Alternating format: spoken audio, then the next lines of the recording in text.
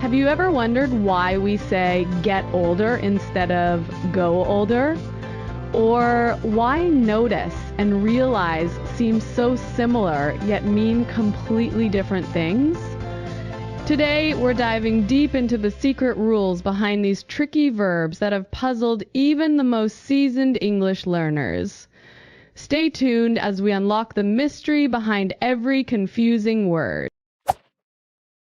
Hey there. Before we jump into today's episode, let's quickly go over some key words and phrases. We'll break them down, give you examples, and help you practice pronunciation. Ready? Let's go. Pesky, something annoying or bothersome. Example, these pesky verbs always confuse me. I can't get rid of this pesky fly in my room. Synonyms: annoying, irritating, troublesome. Collocations: pesky little thing, pesky problem. Repeat after me. Pesky, pesky. Second guess. To doubt your own decision. Example, I always second guess my grammar when writing emails. She second guessed her choice after reading the reviews. Synonyms: doubt, reconsider. Collocations: second guess yourself, second guess a decision. Say it with me. Second guess. Second guess. Down pat, to know something perfectly. Example, I practiced my speech until I had it down pat. You'll get these verbs down pat in no time. Synonyms: mastered, perfected.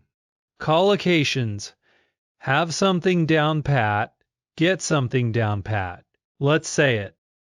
Down pat, down pat. Throw in to add something extra. Example, we threw in a quiz at the end for extra practice. The seller threw in free headphones with the laptop. Synonyms: include, add. Collocations: throw in a bonus, throw in a deal. Say it with me.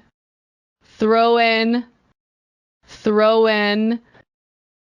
Tackle, to deal with a problem. Example, today we're tackling tricky English verbs. How do you tackle a difficult language? Synonyms: handle, confront. Collocations: tackle a problem, tackle a challenge. Repeat after me. Tackle, tackle. Mastery. Great skill in something. Example, nothing says language mastery like a good quiz. His mastery of English impressed the whole class. Synonyms: expertise, fluency. Collocations: mastery of a skill, complete mastery. Say it with me. Mastery, mastery. That's it for today's vocabulary preview. To really master these words, make sure to listen to this section again tomorrow or the day after. Repetition is the key to long-term memory. And now, let's dive into those tricky English verbs that mess with your brain. Let's go. Today we are talking about confusing English verbs. Some verbs look simple, but they can be tricky. Like, do we notice or realize something? And what's the difference between rob and steal? Don't worry, we will explain everything in a simple way. And at the end, there will be a short quiz. Oh, and if you want to learn new words while watching movies, check out FunFluent. It helps you practice vocabulary, speaking, and listening. All right, let's get started. Get versus go. What's the difference? Let's start with get and go. These words sound easy, but many learners use them incorrectly. Get means to arrive somewhere. For example, when I get to the train station, I'll call you. Go means to move from one place to another. For example, I go to work by bus every day. Another meaning, get and go both mean to change, but they don't work the same way. We say get older, but go gray when hair turns gray. We say get tired, but go blind when someone loses their sight. A quick rule, use get for feelings and time, and go for colors and negative changes. Notice versus realize. Seeing versus understanding. Next, notice and realize. These words are similar, but not the same. Notice is when you see, hear, or smell something. For example, I noticed a delicious smell in the kitchen. Realize is when your brain understands something. For example, I realized my roommate was cooking my favorite food. Another example, I noticed a small hole in my jeans, but I didn't realize how big it was until later. Rob versus steal, crime verbs. Now let's talk about rob and steal, two verbs about crime. You rob a place or a person. For example, the bank was robbed. But you steal things. For example, the thief stole my phone. You can also say someone stole my wallet from my bag. But you don't say they stole me my wallet. That's incorrect. And if someone takes things from a house, we say burgle or break into. For example, someone broke into my house last night. Win versus beat, talking about competitions. Next, win and beat. These are very common in sports and games. You win a prize, a game, or a match. For example, she won a gold medal.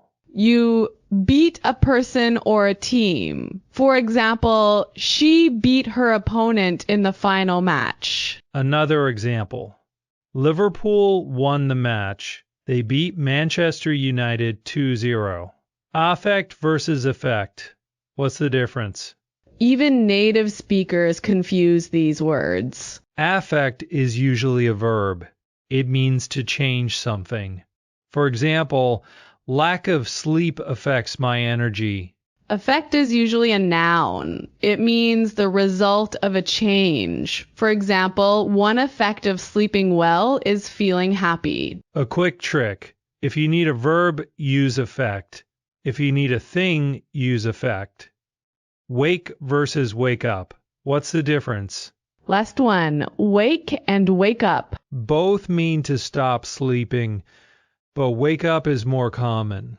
I wake up at 7 a.m. or my alarm wakes me up. But if you say my alarm wakes me, it sounds strange.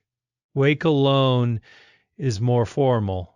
Also, wake up means to feel awake. For example, I need coffee to wake up in the morning.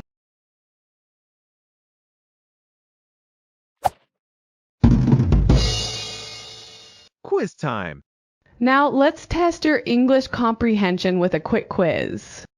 Which sentence is correct? A. I get to school by bus every day. B. I go to school by bus every day. C. I get older, but I go happy.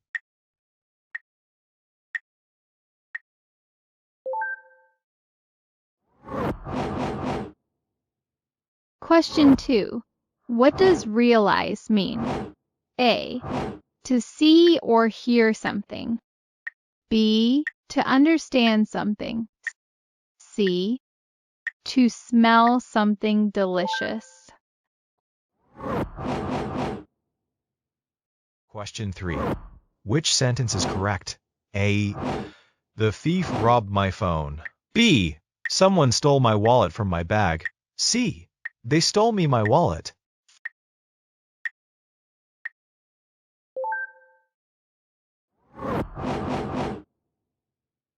Question 4. What do you win in a competition? A prize. B, a person. C, a team.